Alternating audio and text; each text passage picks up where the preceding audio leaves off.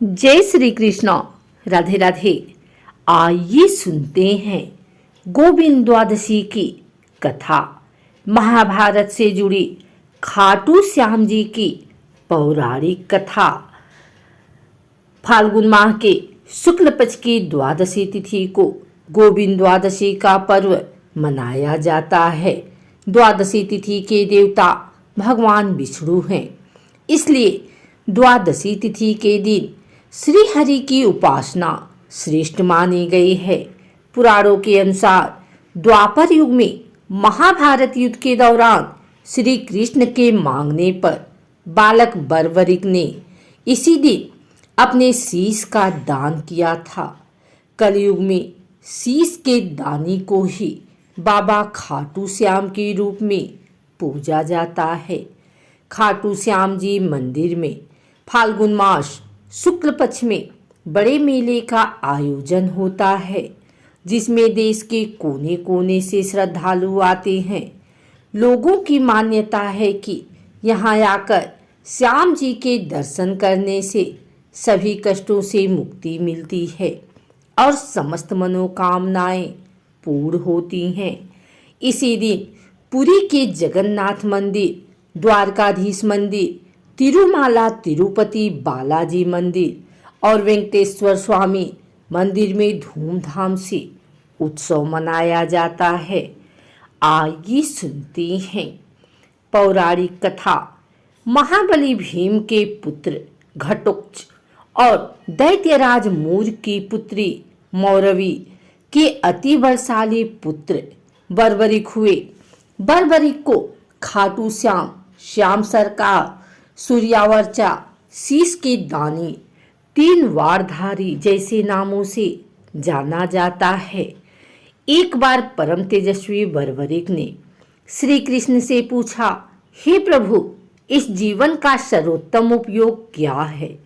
श्री कृष्ण बोले, हे पुत्र, परोपकार व निर्बल का सहारा बनकर सदैव धर्म का साथ देते रहना ही जीवन का सर्वोत्तम उपयोग है। इसके लिए तुम्हें बल और शक्तियां अर्जित करनी पड़ेगी। अतः तुम महिसागर क्षेत्र में नौ दुर्गा की आराधना कर शक्तियां अर्जित करो। बर्बरिक ने 3 वर्ष तक कठोर तपस्या कर माँ दुर्गा को प्रसन्न किया। देवी ने बर्बरिक को 3 बार और कई शक्तियां प्रदान की, जिनसे तीनों लोगों को जीता जा सकता था।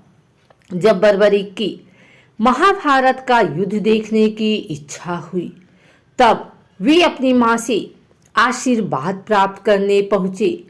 तब मां को हारे हुए पक्ष का साथ देने का वचन देकर युद्ध भूमि की तरफ प्रस्थान कर गए। सर्वव्यापी भगवान श्री कृष्ण युद्ध का अंत जानते थे, इसलिए उन्होंने सोचा कि अगर कौरवों को हारता देख बर्बरिक कौरवों का साथ देने लगा तो पांडवों की हार निश्चित है। इसलिए लीलाधर ने ब्राह्मण का वेश धारण कर चालाकी से बालक बर्बरिक का शीश दान में मांग लिया। बर्बरिक को आश्चर्य हुआ कि कोई ब्राह्मण उनका शीश क्यों मांगेगा। ऐसा सोचकर उन्होंने ब्राह्मण से उनके वास्तविक रूप में दर्शन की इच्छा व्यक्त की। श्री कृष्ण ने उन्हें अपने विराट रूप के दर्शन कराए। बर्बरिक ने उनसे प्रार्थना की कि वे अंत तक युद्ध देखना चाहते हैं। श्री कृष्ण ने बर्बरिक की यह बात स्वीकार कर ली और उनका सिर सुदर्शन चक्र से अलग कर दिया। शीश काटने के बाद मां चंडिका देवी ने वीर बर्बरिक के शीश को अमृत से सींचकर देवत्व प्रदान किया।